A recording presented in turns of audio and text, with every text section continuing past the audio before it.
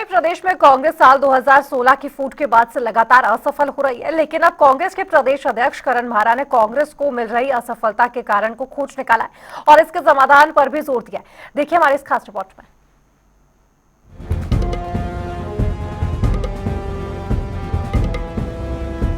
साल 2016 उत्तराखंड कांग्रेस की राजनीति में ऐसा भूचाल लाया जिसके बाद उत्तराखंड में कांग्रेस पनप ही नहीं पाई। 2016 में उत्तराखंड कांग्रेस में हुई फूट के बाद कांग्रेस के हाथ अभी तक सत्ता नहीं लगी है। प्रदेश में अगर 2 उपचुनाव छोड़ दे तो बाकी किसी भी चुनाव में उसे सफलता नहीं मिली, लेकिन अब लगता है कि कांग्रेस ने समस्या का हल निकाल दिया। दरअसल कांग्रेस प्रदेश अध्यक्ष करण महारा ने कांग्रेस में आमूलचूल परिवर्तन की बात कही। करण महारा ने कहा कि कांग्रेस पार्टी हमेशा ही लीडर बेस्ड पार्टी थी। इसका अंश कांग्रेस 2016 में झेल चुकी है और 2016 में जो टूट हुई उससे गढ़वाल में कांग्रेस अभी तक उभर नहीं पाई है। करण महारा ने कहा कि कांग्रेस को लंबा चलना है और अगर मजबूत करना है तो कैडर को मजबूत करना होगा, जिसके लिए काम किया जा रहा है। देखिए, जब कैडर मजबूत होता है तो उसका लाभ निश्चित ही पार्टी को होता है और कांग्रेस इस दंश को झेल चुकी है। हम लीडर बेस्ड पार्टी थे, बड़े स्तर पर भी छोटे स्तर पर भी जो विधायक होते थे या जो प्रत्याशी होते थे वो लीडर होते थे और उनकी ही टीमें नीचे काम करती थी। उसका एक बुरा परिणाम हमने झेला है 2016 के कांग्रेस टूटने का। 9 विधायक गए तो हम गढ़वाल में हमारा पूरा नीचे का जो कैडर था वो ख़त्म हुआ और आज भी हम उसको संभाल नहीं पाए हैं। और इसीलिए ये आवश्यक है, लंबा चलना है और पार्टी को मजबूत करना है तो कैडर को मजबूत करना होगा। करण मेहरा की चॉइस क्या है वो अपनी जगह पर है, लेकिन योग्यता अगर चॉइस होगी तो निश्चित ही कांग्रेस को उसका लाभ होगा। करण मेहरा की चॉइस होगी तो करण मेहरा को लाभ होगा और अगर पार्टी की चॉइस होगी, वर्कर की काबिलियत पर चॉइस होगी तो निश्चित ही पार्टी को लाभ होगा। कांग्रेस प्रदेश अध्यक्ष करण महारा का ये बयान बीते कई वर्षों से उत्तराखंड कांग्रेस की राजनीति पर कितना सटीक बैठता है, एक बार ग्राफिक्स के जरिए समझते हैं। नरेंद्रनगर विधानसभा सीट 2012 में कांग्रेस से सुबोध उनियाल इस सीट से चुनाव लड़े और 401 वोट से जीते, लेकिन जैसे ही बीजेपी में शामिल हुए उसके बाद 2017 में 4972 वोट से उन्हें एक बार फिर जीत मिली और 2022 में एक बार फिर वह विजयी हुए।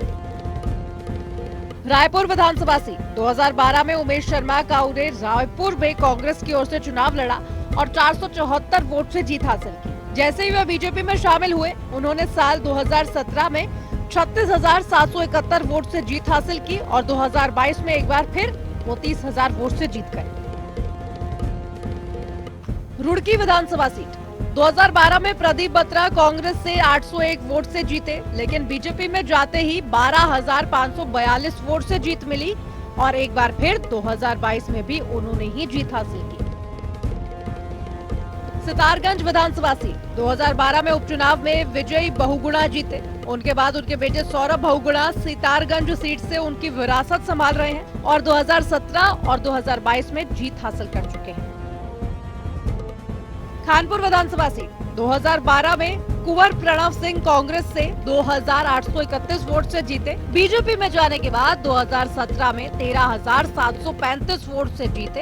हालांकि 2022 में वह निर्दलीय प्रत्याशी से हार गए। रामनगर विधानसभा सीट 2012 में कांग्रेस से अमृता रावत चुनाव जीती, लेकिन 2016 में वह बीजेपी में गई। रामनगर सीट को उसके बाद कांग्रेस नहीं जीत पाई।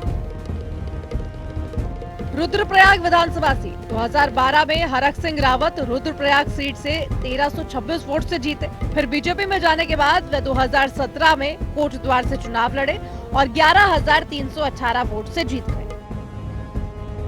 दोनों दलों का वोट प्रतिशत 2012 में बीजेपी कांग्रेस दोनों का वोट प्रतिशत लगभग बराबर ही रहा।